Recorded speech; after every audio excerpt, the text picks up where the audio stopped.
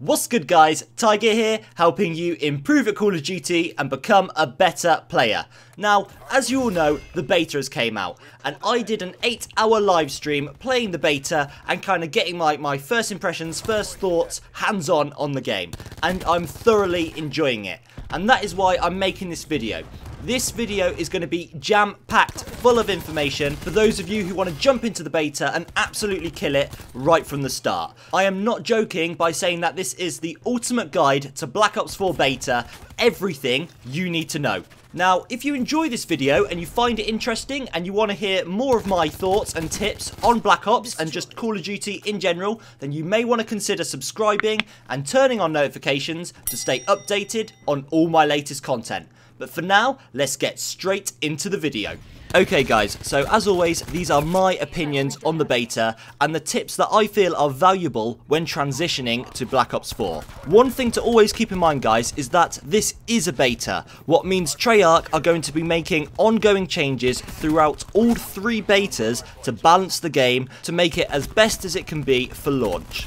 Okay, so what we are going to be covering in today's video, we're going to be going over settings, brief overview of new changes, quick tips for success, specialists, and of course, best guns to use. So stay tuned to the end of the video to get all my tips on all of these topics. Okay, so let's first talk about settings. Nothing has changed. I'm not calling anyone out, but I'm seeing lots of videos about settings in Black Ops 4, best settings for Black Ops 4. Guys, nothing has changed. It's just the most standard settings as you could imagine. So all I can say is pick the sensitivity that best suits you. You know, what you're running in World War II or Black Ops 3. Change your button layout to what suits you, maybe your stick layout. Maybe turn off things that are distracting you, like the music, controller vibrations, controller settings, things like that. Maybe whack the brightness up. Little things like this. There is nothing really to talk about settings. So let's just move straight on to the brief overview of the new changes. Okay, so 5v5. You wouldn't even realise that it's 5v5 just playing a normal match. The only real time that you find these changes is that it's possibly harder to get those like fast kill feeds because there's simply just less people on the map. Also, when one person is not playing or has left the game, it's also a lot more impactful than if someone left in like 6v6. But also guys, there is a 6v6 game mode type in the Black Ops beta for Team Deathmatch if you do still want to play 6v6. I haven't even touched it yet. I've just been playing Control, Hardpoint and Domination. Okay, smaller maps. The maps don't feel small because they are shorter, but they're also wider, what means you get into the action fast because you can get into the center of the map fast, but you've got to watch your flanks. There is loads of angles where the enemy can come from, but in general, I really like the map designs on this. I don't feel that they're small at all, they feel right. There's lots of kind of like ways you can play the map. Frequency is the only map that I'm kind of like not sure on. I really dislike Domination on Frequency because of where the B flag is. It just kind of ruins the whole map. But apart from Frequency, I'm loving everything else. And don't get me wrong, I don't think Frequency is a bad map. I just don't think it's as good as the others. Okay, Predictive Recoil. Predictive Recoil is exactly what I've expected it to be and what I've been telling you guys in my videos. It's a godsend. Recoil is easy to control, especially when you get the hang of the weapon you're currently using. Subs are easy to control, even at long range, but Treyarch have done a marvellous job, an amazing job, with good damage fall off so subs don't melt at long range. They still do well, even the MX9 is a very good gun, and it still does well at long range, but you have to put in a lot of bullets, what gives the opposition plenty of time to run away and heal. Talking about healing, let's talk about the 150 health. This is a big one. This is what a lot of people are talking about and kind of on the fence with when it comes to Black Ops 4. I like the time to kill. I think it is at a really good place.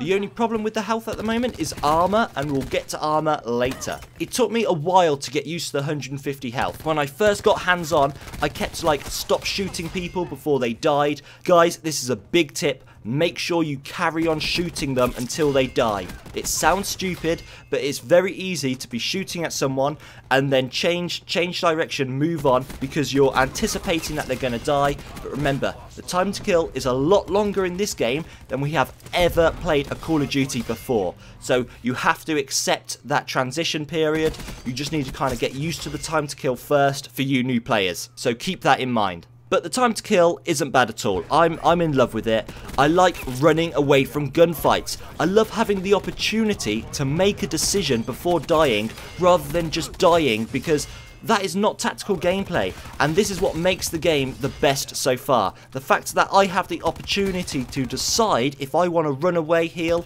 that's what makes this game competitive. Okay, next up is the manual health regen. Another big topic, another massive change, probably the biggest change they've made in Call of Duty, having to manually regen your own health. And again, I think the manual health regeneration is an awesome addition to Call of Duty. It's exactly how I thought it would be, and it's being used exactly how I thought it would be as well. I've explained it on this channel before in previous videos. Pairing this with the health creates extended gunfights, what I like, and here's why. When gunfights get extended past the first 2 seconds, each player then needs to consider much more than just shooting back. You have to take into account, should I dip and heal up? Should I go on the offense and attack them? Should I wait for backup? Should I go on the flank? Having extended gunfights allows the player to make a decision on what they're going to do next. It makes Call of Duty much more than just shooting and having good gun skill. It makes you think, okay, how am I going to play this gunfight? And because gunfights go on for longer, you feel like you're in the action more. This is a very, very fast-paced game, guys. And this is something I cannot stress enough. This is 100% much more fast-paced than World War II, and I have to be honest, this game does not feel like a boots-on-the-ground game, because you're just in the action so much. When I was in the beta, playing on the live stream, I almost felt like I was able to wall run, because it feels as fast as Black Ops 3. And I'm really enjoying this. I like the fast-paced, and I love the extended gunfights. Also, a big tip as well for you guys, at the start I was often forgetting about healing up. It's definitely going to take you a while to get used to hitting L1 or LB, whatever you've got, whatever console you're on, or even if you're on PC, I'm not sure the PC controls. But there's definitely that transition period of using the heal. Often I am still forgetting to heal up sometimes. Always keep an eye on it, and remember, your health is in the bottom left corner of the screen. But healing is not the only thing, it's knowing when to heal. It's also going to be a massive impact, and it's going to be the difference from a bad player to a good player. Heal too early and you're stuck for a few seconds not being able to regen your health. Heal too late and well, you're dead, aren't you? Okay, moving on to quick tips for success. The Black Ops 3 obstacle slide boosts are back, what means jump on railings at the right time and slide to get a quick boost to get around the map faster. Sliding is fast and long in this game, so use it to get around the map, get into cover, or get the jump on your opponent. Drop shots are dead.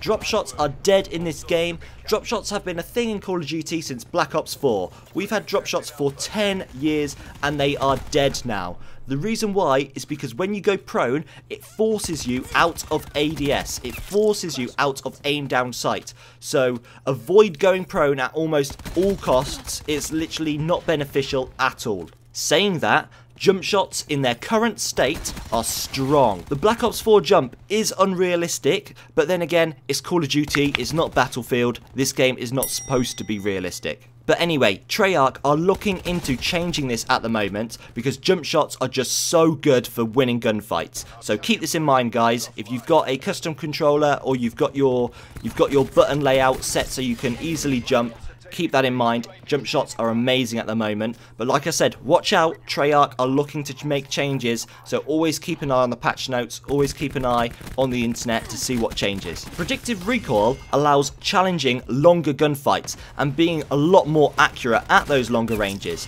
This being said, it hasn't been easier to rip people off head glitches. This has been one of the hardest things to do in World War II because it's so simple. There's just not a lot of outplay. With this game, with the predictive recoil, it's a lot easier to take people off those head glitches because you know how to control the recoil at long range. Bait and switches. For those of you that don't know what this is when you have a teammate and one of them distracts the opponent as you then come around the corner to then kill them. So one person distracts as the other person kills. It's called a bait and switch. It's what a lot of the pros do to get a lot of easy 2v1 kills. This is great in Black Ops 4 because obviously you have more health. It allows you to take more damage comfortably so you can team up with your friends to win gunfights. In my opinion, hip firing sucks ass, and transitioning from ADS to hip fire to ADS, it's the hardest it's ever been before. Use this information to plan accordingly. I've lost tons of gunfights because of this, but I love it because hip firing is random. It's just another aspect that Treyarch has changed to make this game suit the better player who is in control of their actions and means to do what they're actually doing. Also, as you're watching this, you're watching my Spitfire gameplay. This is a submachine gun with a fast fire rate. This is one of very few guns that I found hip firing isn't too bad. Because it's got the large fire rate, a good magazine size, it works at close ranges. But most of the guns, I really would refrain from doing this. Also, I don't think steady aim is in this game also, so that's another factor.